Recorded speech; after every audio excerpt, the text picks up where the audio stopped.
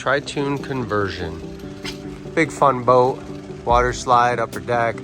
It's gonna be such a more stable, better performing boat, and if they ever want to upgrade the horsepower, it's gonna take it and it's gonna perform awesome.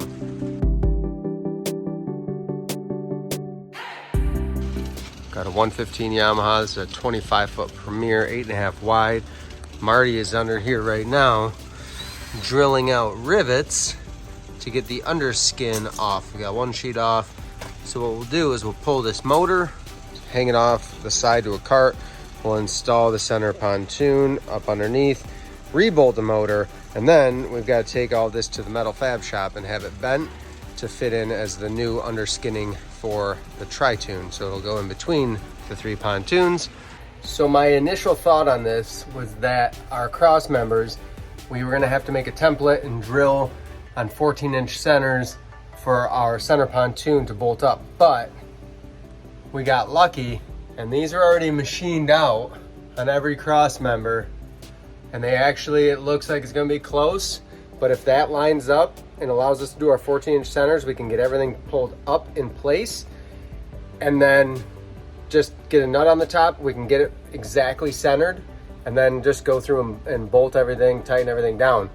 First step though, we gotta take off the motor and the transom. We just took the motor off of the transom that we have to take down. We took 2 bolts out on each side. We lifted it up with this guy, we call him Tomater. Now we're gonna just drop it down on a motor cart, bolt it in so it's secure, move it out of the way, move the transom. What does Benny say that cart's rated for? 1,000 horsepower. Do they make those yet? They make 1,000 horses. That's true.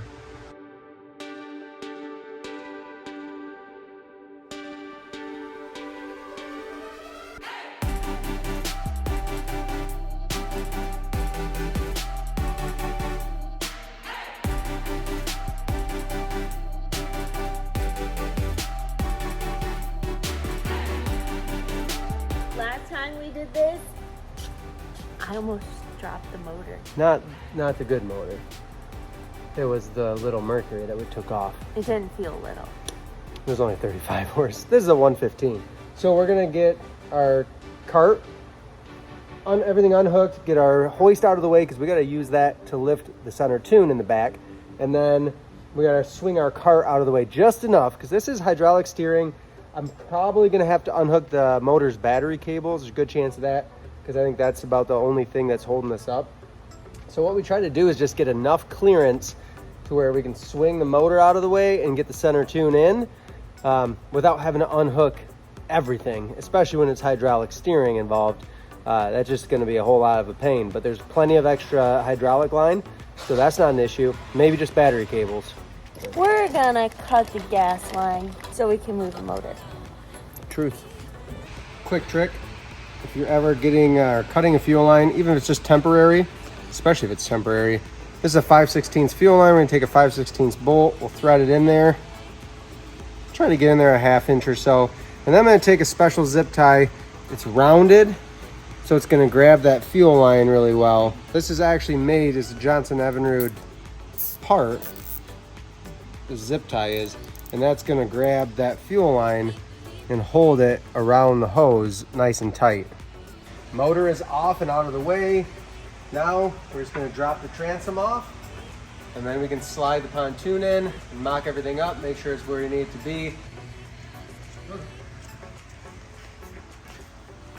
So if you follow me over here, this pontoon, the way that this works, we don't have anywhere to bolt in through like a flange. On a lot of pontoons, you have a flange. This is actually gonna take a carriage bolt, stainless, locks in here. You could use a square bolt too, but this is gonna work just fine. This is a lot of times what this company uses from the factory. It's a Harris pontoon. We didn't get it from Harris, but we got it from somebody who gets them from Harris. Just gotta find those guys who have that in, and then you have a pontoon. So the way this works, they slide in this track, and then when we get them in there, we'll get them all the ones that we need in, and then we can lift it up, adjust them so they line up with the hole, and we're good to go. That's our game plan. First, we gotta drop the transom. Second, we're gonna slide this in underneath the boat.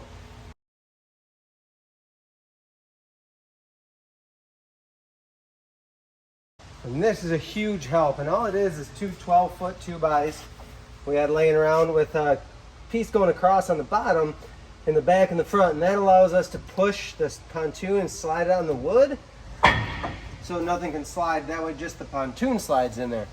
So what we do is we bring it all the way up here, we lift the nose cone on, and then we strap the back. On this one there's actually a couple hooks, but we strap our engine hoist to that, lift it up, and then we just push it all in, and we'll see if everything lines up with those bolts. The exciting part is happening. Let's put it on.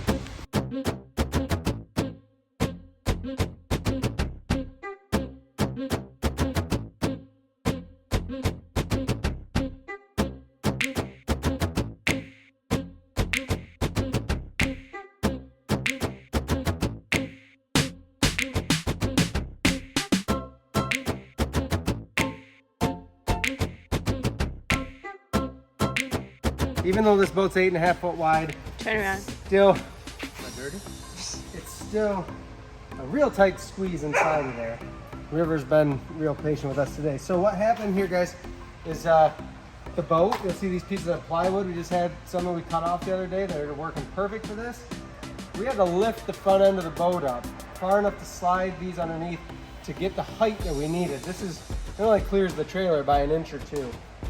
So what happened is we got our bolts all lined up, just very slowly brought it up into those slots that were machined out, and took a little bit of, once they got sort of snug, we had to bang them around just a little bit to make sure everything could fit, but we got them.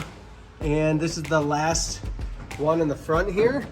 We just need to finish raising this up, get one more washer and nut on here, and then we're gonna call it for today. Tomorrow we still have to bolt the back in, the big flanges in the back, but that is a piece of cake compared to lining everything up, triple checking everything, lifting the front of the boat off of the trailer. Corey just rolled her eyes at me. Well, you just jinxed us. Oh, well, we're gonna do our best tomorrow. How's that? Everything on this boat is 3/8 stainless that we're doing. Woo! That baby is on. Tomorrow we'll come through, tighten everything up, get the back bolted on, and then we can install the motor, get the metal to the metal shop to have our underskinning bent so that we can screw that back up. We are well on our way. Corey is up in the front. She's tightening up those carriage bolts. I've drilled holes. We've got our first bolt in the back, and then we'll fill in with bolts all the way down on this big flange piece that holds the motor mount, the transom, all this beefy stuff. That's where we're at. We're gonna keep going, and then we'll get to putting the motor on. We've got the motor bolted. I'm gonna finish up with the second nut on each of those. But when we were orienting this in relation to the bottom of the pontoon, we put a straight edge in, it came straight off. In this cavitation plate, we want the bottom edge of this pontoon to line up with this plate right above the prop. If it were my own boat, I might take some chances and go up a little higher than maybe I think, just so there's less drag, but I have access to an engine hoist, so a little easier for me to adjust if need be. However, in this case, I didn't like how high the cav plate was, so we went in just the top hole of the motor. It's totally fine, it's gonna run, but that way I don't take any chances of it cavitating or blowing out on turns or at high speeds. Otherwise, everything's bolted up. We're gonna get this hoist out of the way, and then our underskinning is gonna go to the metal shop to get cut and bent, and then we'll reinstall that, and it'll be ready to go. The only thing that we'll probably end up doing, or the customer will probably do on this project, is we are pretty darn close to the trailer. These were really low supports. It added some challenges to this whole project, but we got it done. But it'll actually be a really easy bunk situation to add a bunk on each side of the center pontoon from this cross member in the rear to the next one of the trailer. And what that'll do is it'll just add some support for trailering long trips, the bouncing of the motor in the center pontoon. Otherwise, like we mentioned before, 3/8 inch stainless hardware. There's probably 40, 50 fasteners holding this whole thing up. It's solid. This pontoon is super solidly built. It's a newer, well, it's a new scratch and dent pontoon, so we know that's made to hold some of these big horsepower motors.